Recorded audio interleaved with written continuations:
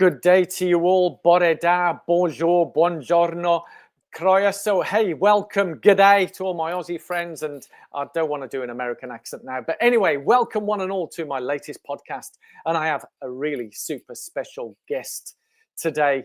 Yes, this man has got more experience than I would say more people than I've ever met. So he's got a lot to share. We're going to be talking masters running. You may know that I'm an England masters and run for a number of years. Since 2019, I first qualified for England masters at marathon distance. And since then, I've qualified at 5K, 10K, half marathon, and all sorts of distances. So it's been great fun. And I thought, let's bring someone on who actually knows his stuff. Now, this man has been running since the age of 14. By the age of 15, he was already representing his country at school level. And then by the age of 16, he was already a qualified coach, coaching badge. And as I say, a lot to share. Over 5 decades of experience as an advisor and coach. And he's done more things than I can shake a stick at. So without further ado, let's bring on Bernie Jones. Did you like that intro? Bore da, sit my head in. Bore da, yes. Oh, I love that Welsh. Yes, I was going to say we did rehearse that, didn't we? So for those who are not Welsh speakers, that was bore da is good morning. Is that right? Yeah. Yeah. Good day. And how are you? Good day. And sut mai tywydd heddiw is what's the weather like today? Yeah. Not bad. Not bad, Donato. Not bad for an English speaker, eh? Yeah. So yeah, not bad. I'll give you that.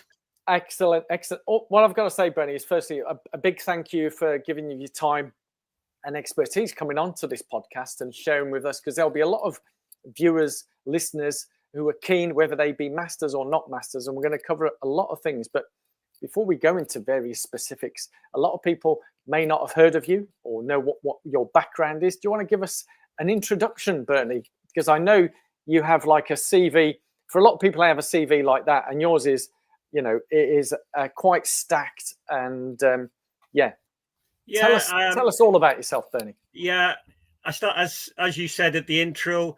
I started running when I was 14, and up until 12 months ago, when I had a knee operation, I was running and still competing at international masters level for Wales. I've been involved in team management for Wales for the past 25, 26 years. I'm currently chair of the Welsh Athletics Masters Advisory Group. So I've been responsible, along with Tom Craggs and from England Athletics and Chris Hollingshead, in organising the Master International programme between England and Wales, the 5K right through that you talked about, that you've taken part in. So I'm the person leading the programme from Welsh perspective. I'm currently chairman of Cheshire Dragons, a club that I formed. I was involved in the formation. It came out of a training group I had, but COVID caused us, and that we were unable to train together. But as a club, we could train together. I'm president of my hometown club, Wrexham. I'm not Wrexham Football Club. No, Wrexham Athletic Club. Yes. And then I'm secretary of the North Wales Cross Country Association. I'm also a referee of that league. I've been referee of the North Wales Cross Country League for the past 15, 20 years. Besides that, I do a bit of running. I obviously set the training sessions for Cheshire Dragons, and then I help and advise people as and when necessary. And I say up until 12 months ago, I was still trying to run and compete myself to a reasonable standard. That gives a quick summary, very quick summary. Yeah, I was going to say there's a lot of things that you haven't listed on there, Bernie, but we might come back to those later in terms of international events that you've taken part in and things, from Olympics, Paralympics, Commonwealth Games, and all sorts of events. And even closer to home for me here, obviously with Birmingham, not far from where I am right now, is events up there. But that is almost like a who's who. So when I meet, I would meet, I think I would have had to have met maybe a dozen odd people to get just all that experience in terms of one, and you've got it all in one. So what would you say from your experience, Bernie, that you've had up to now? What's been the highlights or lowlights, or what keeps you going? Because you've been going at this now, whether you call yourself a coach, advisor, mentor for 50 years, what keeps you going? It's a way of life. I suppose the bottom line is I started running when I was 14 from, a small village outside of Wrexham. I found out just by chance I was good at running.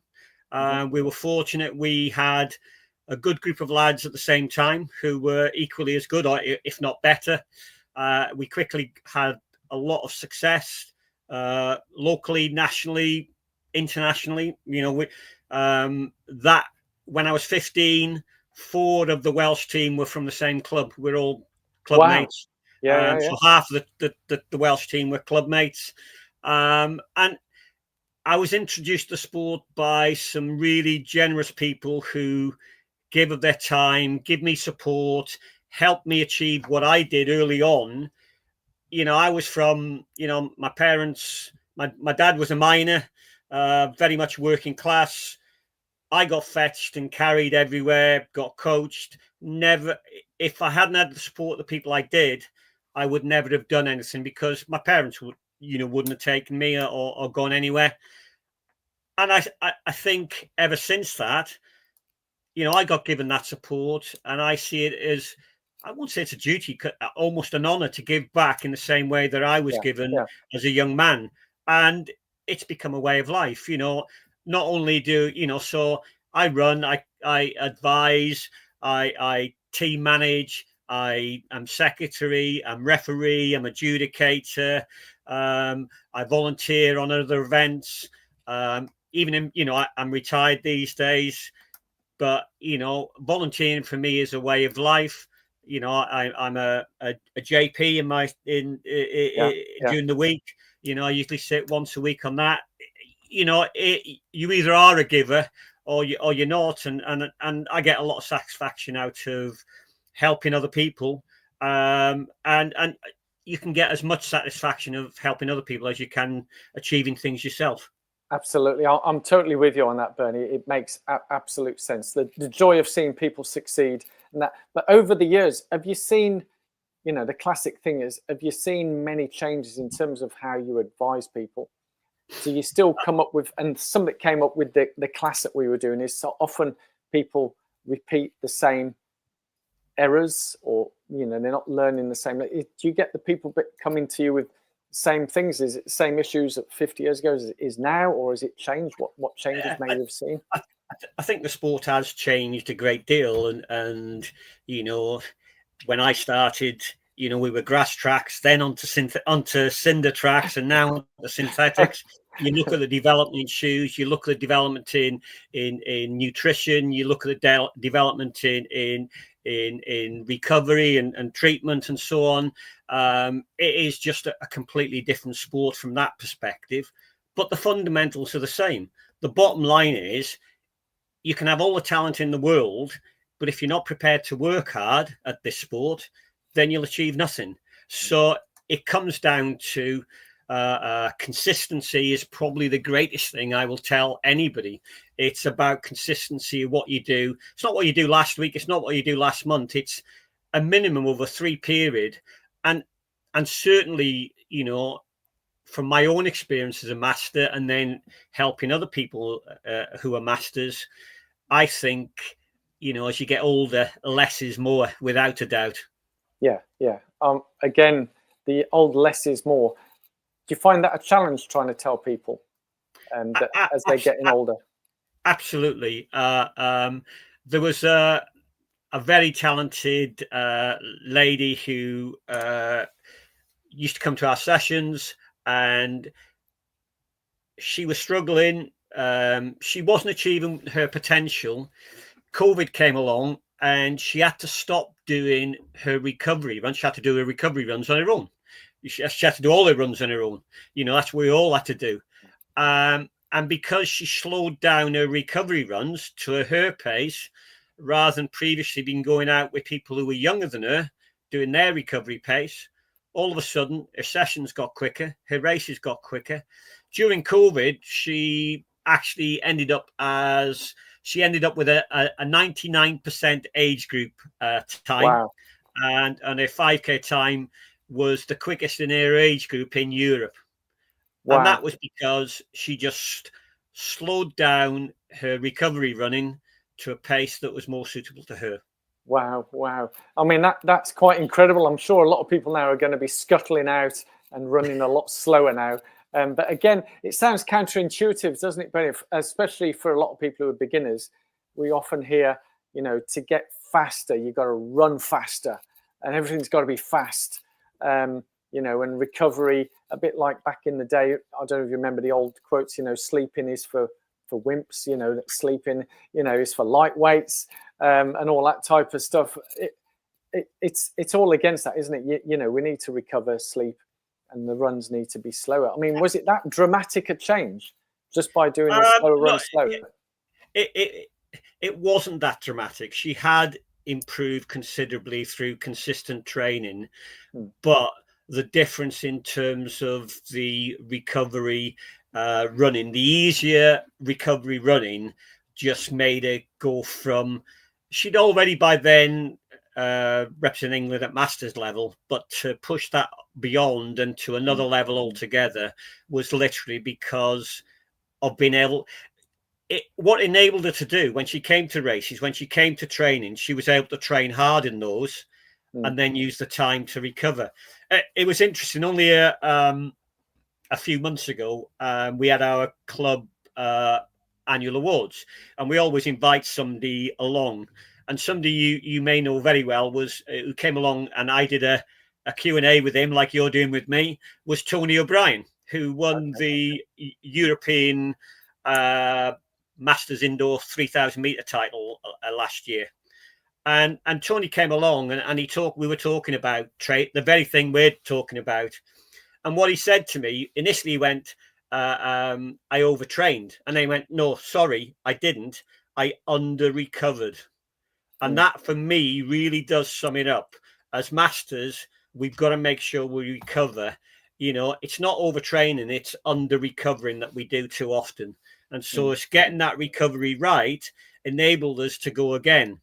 Whereas, you know, 20, 30 years ago, when we were in our 20s, 30s, it was easy to recover. Yeah. You know, now we've got to listen to our bodies much more. And, you know, that hasn't changed. You know, I was told to listen to my body when I was 15, 16. Yeah. But we never listen, do we? No, the fundamentals don't change. I think, was it Chris was saying that he was obviously loading the question where I think he said, what do a lot of people do when they want to get faster? You're training hard, and to get faster, what do? You train more again, which is, you know, and I think there was a famous book, and Ryan Hall, American marathoner, who done that exact thing where he was the #1 American marathon runner, and he just kept running harder and harder. And then eventually he just capitulated because he wasn't recovering. And that was a guy at his peak. Yeah, I'll give you an example when I was younger. So I used to train under the legend that is Bud Buldaro from Birmingham, from your part. All right.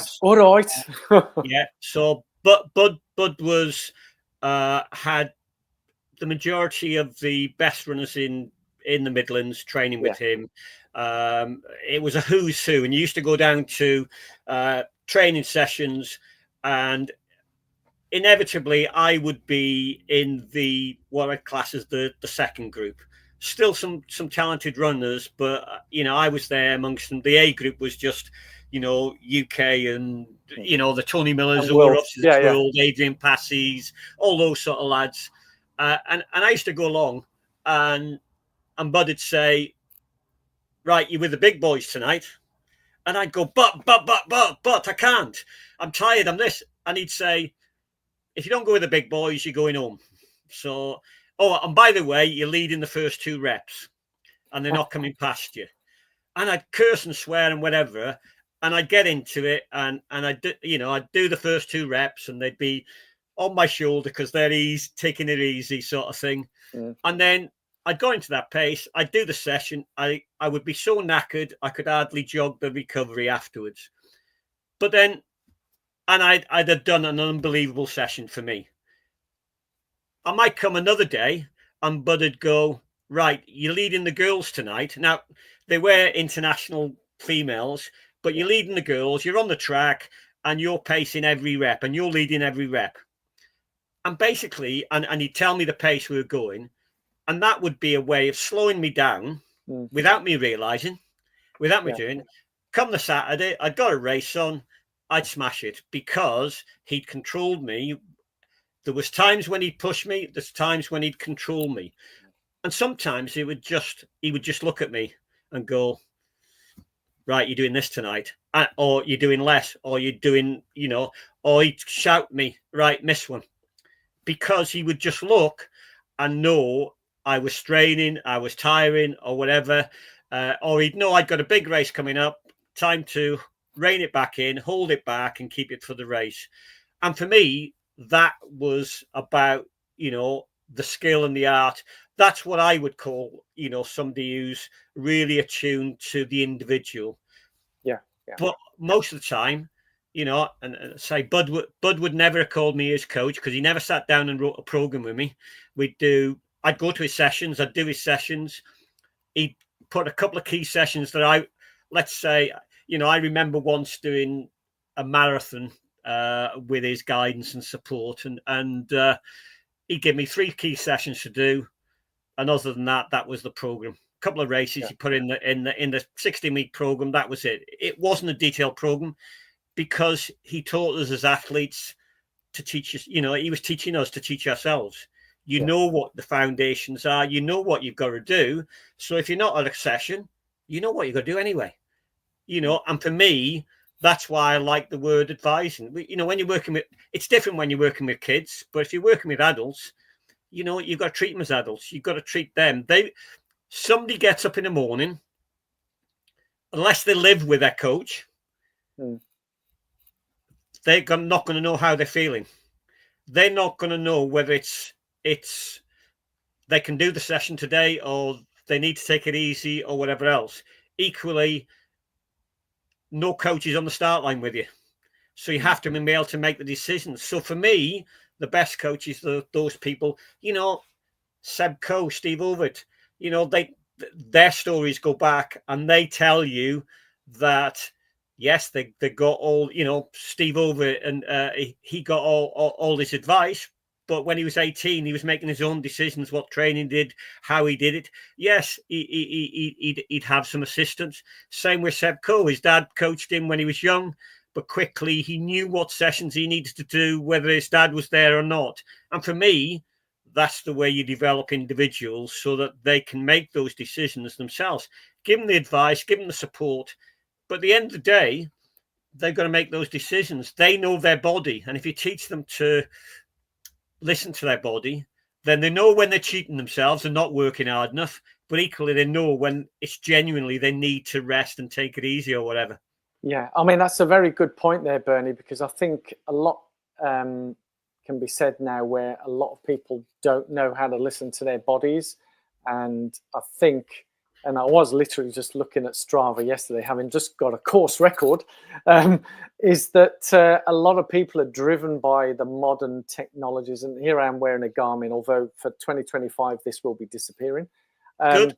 So, and there's things in here where I'd love your view on this, Bernie, is whilst technology can help, I mean, I am a tech person, by the way, so an engineer, so I know how it can help. But do you think sometimes the technology, the Stravas, is pulling people away from trusting their instincts, listening to their bodies? Because I've heard that about 50% of people at one time are injured, which is ridiculous, in my opinion. I mean, certainly when I was a kid, I think 10%, 20% was the thing then, but now it's like 50%, which... Well, what's your view, Bernie, on that technology and people listening to their bodies? Yeah, so the first thing I'd say is that I have no problem with using technology and sharing with those you need to share it with. But why would you ever give your competitors a handle on what shape, form, or whatever you're in? Why would you tell them that you've been injured? Why would you tell them that I struggled on this session this week? So when you get to a race, they've got all that knowledge and advantage of knowing what shape you're in. And if I knew that knowledge when I was racing, then I'd use it and I'd maybe push on at certain times because I had that knowledge. They were perhaps going to struggle. So for me, why would you give anybody any of that knowledge? Yes, you need that information, particularly if you're being coached. Your coach wants to have that information. Share it with those people that need to. Use it to monitor and be able to review your training properly. But why put it out there? You know, I get absolutely, you know, go mad at people in our club and people I know who, like you've just done, I've just got a Strava record. Who gives one iota about a Strava record? You know, at the end of the day, it's, and again, I suppose I was fortunate. I started as a youngster, and straight away we were prioritized championships, internationals, whatever. So, you know, I was fortunate, you know, that was the main thing. Everything else, every other race was a mean to those championships. The only thing that mattered to me and still matters to me is championship medals. Who cares whether I win a Mickey Mouse race? Who cares what time? I can't tell you what my PBs are. I don't give a monkey's what my PBs are. And that's why I don't have an issue that, you know, shoe technology has meant people's times these days are that much quicker than 10 years ago. But we're comparing apples and oranges. So who cares? It doesn't matter. What, for me, I've got much better memories of, I ran this race and I beat so-and-so and we had a great tussle. That for me, and I won a medal, you know, that for me was the be all and end all, rather than I won one senior Welsh title. I won it when I was 46 years of age. And it's the slowest ever winning time of the 3,000 meters indoor title. Do I care? No, because I won. That's all that matters. And so times, they help you in certain events get qualify for other events. But, you know, I was fortunate it was all about racing. And for me, that's the enjoyment. And even now, you know, I may be, you know, 66 and towards the back of fields, but actually that's why the Masters program works so well, because it's giving the opportunity to compete against like-minded people in your age group. So, but even if I haven't got that, I'm running against the next person next to me, and I want to beat them. And for me, that's what the purity of the sport is. It's man against man. It's racing. You know, time trials and the like are just, you know, not what the sport is it? It's about racing. It's about man v man, woman v woman, or both. I best not mention, what was it last week? I think the World Athletics are thinking about having a treadmill championship. I won't go there. You see, but that's not new in terms. It might be new in terms of world championships. But I can remember, and I was in Birmingham in the 80s, and Power Jog started in Birmingham. Power Jog? Wow, tell me more. Power Jog was a treadmill company. Oh, Power Jog was the treadmill, okay. Yeah, and they used to do mile championships. And I can remember people... them holding championships there. They you know, they were from people from Birmingham area. So I can remember people like Andy Simons and you know, from Birchfield competing in them. And these lads were doing, you know, sub 4 minute miles on the treadmill, because, you know, you can bounce a little bit on the treadmill and you can go a bit quicker than you can on the track. But yeah, there used to be some great head-to-heads with guys going, but they were alongside each other on treadmills competing to go the quickest. But yeah, so it's not new. It was done, that's best part of 35 years ago. That was in the 80s, did you say? Yeah, I did say, back in the 80s. Wow. So it's nothing new, and it does work. I mean, again, for me, a treadmill has a place in terms of training as well. I know a lot of elites do. But when you were talking about the training and the fast and the slow and all that, do you have, you know, we're now in winter. Do you seasonalize people's training? You know, the 4 seasons, training and racing. How do you plan a year for people or for yourself? I think it depends from athlete to athlete, and sometimes now we've got athletes who just run 10Ks, 10Ks, 10Ks, 10Ks. You know, I think if you do that, you end up being able to run 10Ks and nothing else. So, you know, I think it is good to do a variety of distances. I think it's good to use a variety of surfaces. So I'm old school. I think cross country has one of the greatest benefits to all runners. Whether you're an 800-meter runner or whether you're a marathon runner, cross country running can do you good. It obviously is good in terms of building the strength and the stamina, but equally it's good in developing the ankles and the calves and so on. So, you know, I always built her into my program, but I try to encourage as many people as possible to do it. You know, if you're running road all the time, you know, you're going to deaden your legs as well.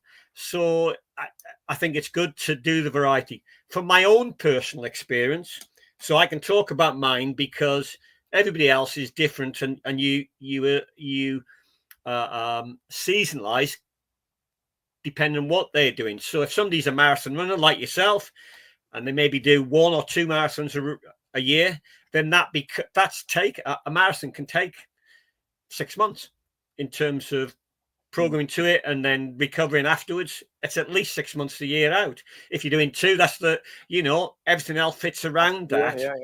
So, you know, it's very difficult to say what you can do for different people. But for my own purpose, I used to run cross country from the beginning of October through to Christmas. That would be my focus. The county champs used to then be in January in those days, or they still are, the beginning of January. They used to be later. I'd do the county championships, but I'd already switched over to indoors. I like to go indoors, and I used to do a bit of track. So I'd be using the September through to Christmas as my endurance platform. I'd then go indoors to race, but in doing that, I'd do quite a few track sessions to, you know, get in touch with my speed again, improve that speed. After 6 weeks of indoors, it come round to the road racing season. You know, the road relays, the Aprils used to be the road relay season. Used to do those, but I'd be preparing for the track come May to July. And then in August, I'd have a downtime, you know, a period. Yeah. So for me, I'd break it up. I'd have goals in each of those seasons. So, you know, as a senior, I was looking for the cross country to be, you know, the Welsh champs, the county champs. As a master, I was always looking to get fit for the Masters Cross Country International in November, which used to cause itself a problem because you'd have to start early to be able to fit enough ready to be sharp enough. You know, that race is at the wrong time of year for me, for most people, but it is where it is. And so, and then just a little aside, my home club, Wrexham, created that event when it was first started. We hosted the first one, created it. A guy called Ron Bell set it up. And obviously 30 odd years later, we're still going strong and it's still operating. So I was actually involved in the very first one, and I've been involved in the last 25 years, either taking part or team managing, as I was in Belfast a couple of weeks ago. That is brilliant. So yeah, you know, I would do my cross country and have a goal in there. Indoors, you know, the last, you know, as a master, I was looking for the Masters Championships and looking to gain there, and the Welsh Senior Championships, looking to run in those. I'd then do maybe a couple of the road relays, looking to do some fast times on that. Maybe I'd finish up with the you know, a few road races such as 5K champs or whatever, and then I'd go onto the track. And I was a steeplechaser on the track. And for me, when I was racing, then, and again through experience, through advice, support, I used to find I would race my best at the 4th or 5th time at a specific distance or event. Now, I know you can't do that in a marathon, but in terms of a 5K, I'd be running, 2 or 3 beforehand, the major one that I targeted, for example, or a steeplechase. I might do a couple of 2Ks and a couple of 3Ks before I came to the major one that I was targeting to do my best performance. So that I would have all the tools ready to be able to, no matter how the race was run, whether it's fast, slow, mid-race surge, fast finish, whatever, I could hopefully cope with whatever was thrown at me.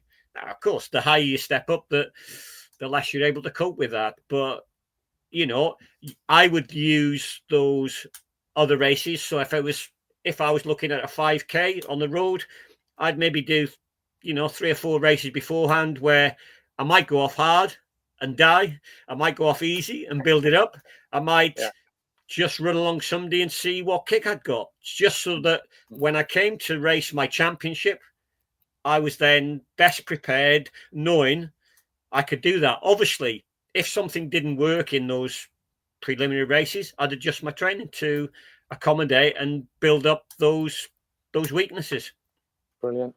So that is a pretty packed 12 months. However, the standout thing, which we can talk more about, is that you said downtime in August. Now, again, for those who are watching, listening, we're going to be maybe teaching some to suck eggs, but it is always good to have a downtime. Would you not say, Bernie? Absolutely. You need to allow your body to refresh. You need to, and as you get older, it may not be, I didn't do anything. I didn't do nothing in that month, but I certainly switched off from the running. Yeah, it's not sitting feet up and lounging for 28 days. But I might coincide it with my family holiday when I was younger and we had kids, so that, you weren't going out twice a day running, Again, when I was a senior, it would be twice a day. When I turned 45, it went down to once a day. And these days, I would probably do a maximum of 5 runs a week. So it does change, but that recovery for me. So these days, because I'm older, I need to recover more. I have more downtime. But I have downtime is not doing nothing. It's doing active. I might get on the bike. I might get, on the cross trainer. I might go for a swim. I as part of my recovery from the knee operation, I did a lot of aqua jogging, and I find that was really good and kept my cardiovascular up. It kept my endurance up quite well. So it's about doing those. Sometimes, certainly when you're younger, it might be doing things with the kids. They'll run you ragged no matter what you're doing, won't they? It's funny you mentioned aqua jogging. About 18 months ago, when I had some bad injury, so that's sort of the only one in the past sort of many years or whatever. But one of the masters from the US, Suzanne, if she's watching, hello Suzanne, she said to me, get out and do some aqua jogging. It was like a foreign language. I didn't have a clue what it meant. Obviously now I know. For those of you who are watching, listening, just Google aqua jogging. But I've heard it's good, even if you're not injured. It's good as a cross training. Is that right? Because obviously it's taking the weight off your joints. Absolutely. I would go to my local pool, and the staff were really good and helpful. And I would do a 30-meter circuit in times 10 in the pool, and then I'd do some, because I was improvement there. I'd do 30 squat jumps in the water, in the deep water. Wow. Up to my chest, so that was having to still squat, and then repeat that. And I would basically be in the pool an hour, and I would get a sweat on in the pool, which is just crazy. But whereas if I went on the bike, unless I was going up a steep hill or going flat out, I'd very rarely get my heart rate up. But if I go in the pool and work hard, I can get my heart rate up. So for me, it was a great way of doing recovery, but equally it's a good way of cross training as well. Absolutely. Well, on the theme of recovery, and whilst I'm gathering you may not be a qualified nutritionist, Bernie, although you may be, I don't know. No, I'm not. But the big question a lot of people say, because people often don't believe what I eat. Obviously, with my Italian heritage, it's mainly pasta and pizza. But for endurance running, I think carbs is one thing. But obviously, vegetables, Mediterranean diet, blah, blah, is almost a given. Do you follow any strict diets, or do you just eat what you like, Bernie? Or do you follow a particular pattern? Do you get things for races? There's a lot of questions here, all in one, Bernie. I know you're smiling away there, so I'm probably hitting a good tune here. So No, I can't wait for the answers. Yeah, do you follow any strict diets, calorie? I never have. Yeah, even when you were a young lad, you never followed any strict diets. I'm a simple Welshman, so for me it was, it was meat and two veg growing up, if you like. Yeah. And to be fair, it wasn't that much meat. It was a lot of veg, as a youngster. With gravy?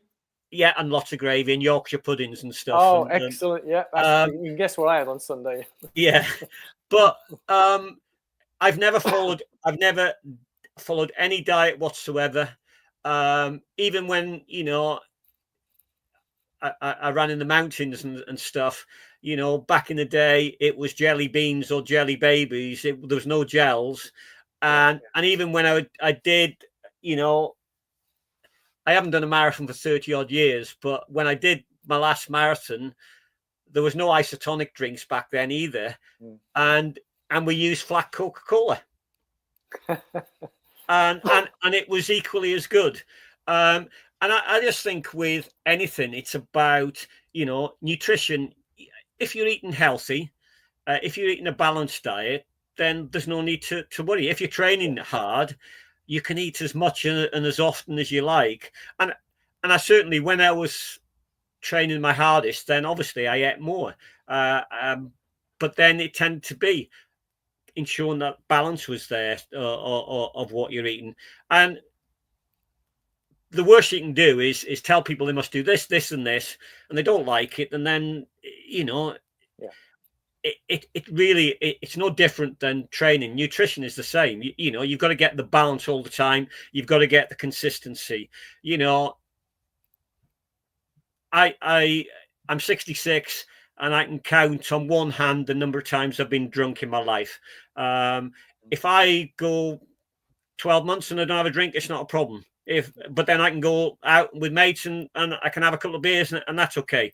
I'm not teetotal, but I'm a runner, and therefore, back in the day, we'd go to training, we'd go for a beer afterwards, but it was never anything silly or whatever. And as I've got older, I've probably drunk less because it takes me longer to recover. So the whole issue of nutrition is keeping a balanced diet, keeping hydrated well, particularly, during the summer, that can cause you as much issues as not eating correctly as well. Exactly. I think obviously we're probably singing from the same hymn sheet here, but it's about keeping it simple and balanced. I guess what you're saying is not to stress over it, really, is it? It's just keep things simple. I think, I'm fortunate. I started running when I did in the 70s. Life was a lot simpler then. I'm grateful that I was born then, born in the late 50s and not now. Life is a lot complicated. The stresses of life are really challenging these days. And all the time, people are, social media itself is so stressful for some people, and it brings stress on and stuff. So for me, running's about de-stressing. It's about keeping it simple. It's about enjoying it. So, why would you do things around you running that's going to stress you even more? So it is about keeping it simple. It's about keeping it enjoyable. As I say, at the end of the day, it's putting one foot in front of the other and running. And people say, oh, well, it's not about one foot in front of the other, there's technique. And yeah, there is. But, I'm not going to tell a 50-year-old to run differently than they've done for the last 30 years. It's too late to change them. Yes, you can give them a little bit, but at the end of the day, don't stress them. Let them just do what they want to do.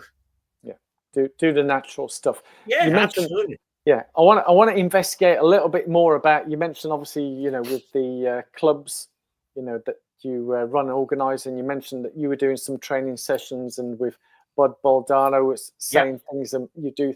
Do you find training with a group of people better and easier than training on your own, or are there benefits? Because you mentioned the lady who then went to do the recoveries on her own got better. Yeah. What do you think? And I guess there's no one straight answer, but what are your views on training with groups and training on your own? The benefit of training with groups is you're not having to do the whole work or lead every rep on your own and do it. So you can sit in, you can get used to a tempo or pace or whatever else. Equally, you're sharing the workload with other people. You can have a bit of banter, a bit of chat, a bit of whatever during the recovery phases of any reps or whatever, and it becomes much more enjoyable. However, there's times when you haven't got somebody the same tempo as you, that whatever session, or if you're doing a tempo run, that is the same ability or equal ability. So if you go training with other people like that, you can end up being dragged or being slowed down. So sometimes I can remember, some of the marathon sessions I did, it was about going out and grinding it out on my own, because it was about building my mental fortitude up as well as the running itself. So by going out and doing it on my own, I knew when it came to race day, I was mentally strong enough. So it has its advantages being able to train on your own, but equally, there's times if you go and train with a group, and like lots of clubs, you end up with little pockets within a group. So by training with groups, you're able to move from one group to another. We were talking before about, Strava and the like and technology, and people, can their Strava or their GPS will tell them they should be running this pace, but that limits you. Whereas if you're in with one group and there's another group in front and you join on the back of them, then you moved on a group and you moved on a stage. You're not looked at your GPS and gone, "Oh, I can't do this. I'm not supposed to do this." All of a sudden, you've joined the next group on, and you've stepped up another level. And then when it comes to racing, by not going to the GPS and saying, "Oh, I've got to go 3:30 per K," or whatever it may be, 3 minutes per K, by just running as you feel, all of a sudden, you can break that 15-minute barrier for 5K if that's what the target was. Whereas, you're running 3 minutes only. I can't go quicker than this. I've got to slow down. Who says you have? You don't know until you try. And training is obviously the place to try it. So by going with a group, sitting in on other people who may be quicker than you, all of a sudden you learn to adapt to that pace. And all training is getting your body to adapt to what you're doing with it. So if you've got people who are quicker than you, you're always going to, that's why when I trained with, Bud's group back in the day, there were always hundreds much better than me. So to be able to hang on to the back of the coattails of any of those meant you knew you were running well. And when you went back to your level, you were able to compete, well, because you knew what you were doing in training. Yeah. It makes absolute sense. So being with a team helps you elevate. I think there was a phrase, "a rising tide raises all ships." So, it brings all people together. I guess the camaraderie as well. Absolutely. And equally, when you go, there's nothing better than Sunday long runs, steady runs. Yeah. And, chewing the fat with your teammates or your training partners, and taking the mickey out of each other and having a bit of banter, and all of a sudden an hour and a half, 2 hours goes quickly than if you're out on your own and it's pouring with rain and it's a real drudgery. Whereas you can have 2 hours of fun with your mates, can't you? Yeah, exactly. I think that's why there's the appeal. Well, certainly for me, 20-mile events. I won't race the 20 miles. I'll use it as a training run. But you're with other people of the same pace. So yeah, it really does makes sense on that. I was going to ask Bernie, because obviously you mentioned Seb Coe, and obviously Steve Ovett. That was a golden era, I would say, of British athletics. back Well, in the. the one I missed, I didn't mention, Go who on. for me is the greatest of them all, is Go for Steve it. Jones. Steve Jones. Yeah. Didn't he win Chicago Marathon back in the Well, day? and broke the world record, set the world marathon record, and was for me the greatest inspiration. Obviously, he's a Welshman, but he was somebody. Yeah, he had talent, but when you saw him when he first started, and he worked his way from down the field to be the best in the world, and it was just through sheer hard graft. I find it incredible. So we have people like Steve Jones, people like Charlie Spedding, who finished second, Charlie, who got Olympic medal and so on. They've never been asked to help athletes in the UK. Steve is out in Boulder living, and he's coaching. In fact, a few years ago, at the end of COVID, or just before the end of COVID, I do race announcing as well as one of my other duties. And we organised the Elite marathon just before the Olympics. And Steve came over with a female Mexican athlete to do the Elite marathon we put on, because they were using it as qualifying time. We had people over from Ireland, and he came over with this Mexican girl, and she got the qualifying time, and then she competed for Mexico in the Olympics in the 20 whatever it was now, 2021, wasn't it, in the end?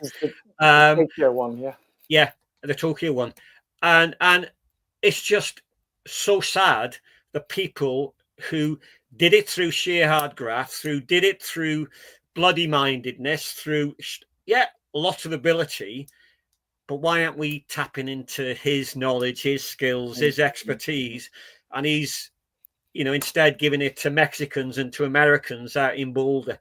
Sad, but equally, Charlie Spedding was exactly the same. I mean, I was fortunate enough to briefly meet Steve at an event, and I only remembered him when you mentioned the name that he triggered, because he was, I think, one of the first British winners to win a marathon major, win Chicago Marathon.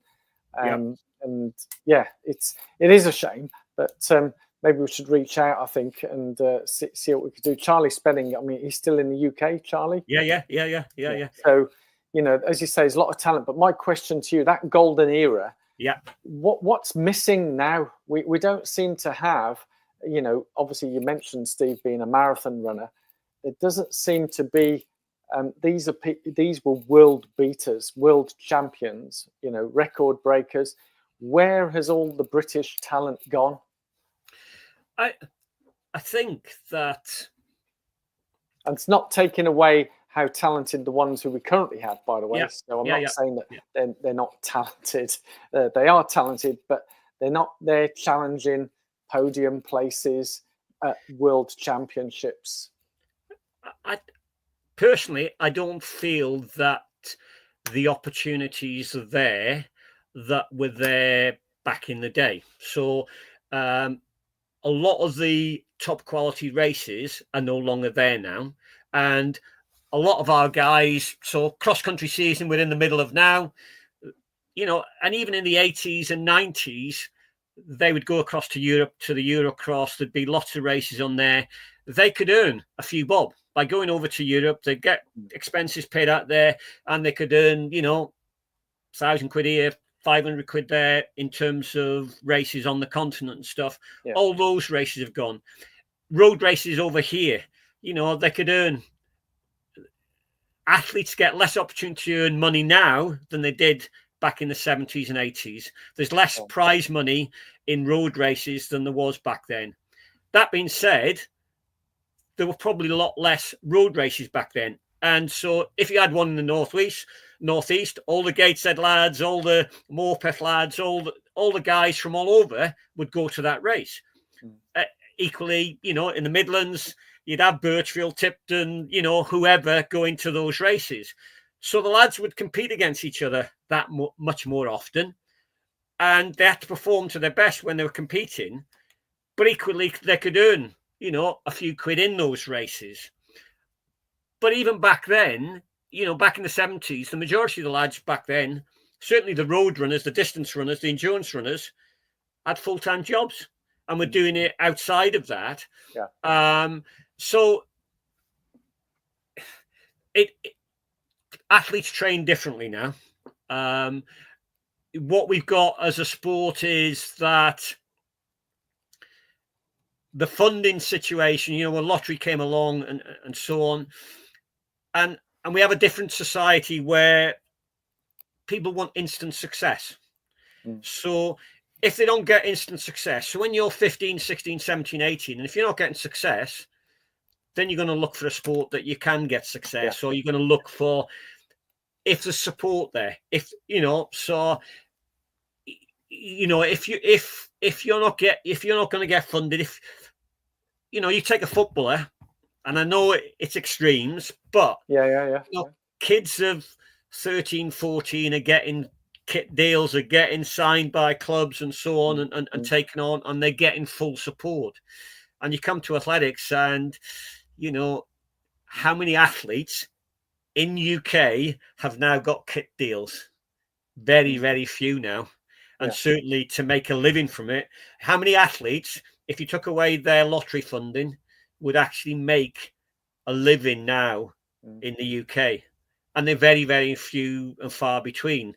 If you go back, we had quite a few were able to make, a part-time living, if you like, from road races or whatever. Now that opportunity isn't there. If you're lucky, you can earn 300 or 400 quid winning a race these days. Well, you were getting that back in the 70s and more. And what's that value of that now compared to then? A significantly lot less. So I don't think those opportunities are there for people. And equally, we have a different lifestyle. So people, somebody like I was talking about earlier about Steve Jones, and he worked bloody hard. Yes, he was a full-time technician in the Air Force, the Royal Air Force, but he trained bloody hard. And as did a lot of the Fosters, the Charlie Speddens of this world. They all trained hard as well as having full-time jobs. And maybe as a society, we don't work as hard these days. I'm not saying athletes don't train hard these days. They do. They train differently. They've got much better recovery programs in place. They've got much more science supporting them, and so on. But equally, you're then competing against certainly in an endurance point of view, you got the Africans, the Ethiopians. And so, those opportunities that were in Europe are not there because they're being filled by those athletes.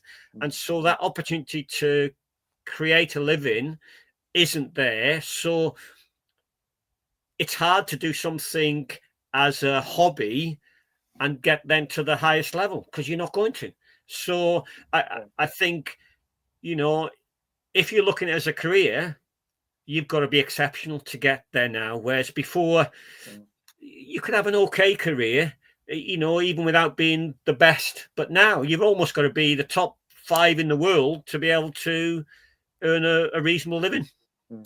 Yeah, I mean, not everyone is the Keely Hodgsons of this world, are they? So not at all. And therefore, those opportunities aren't there for the rest.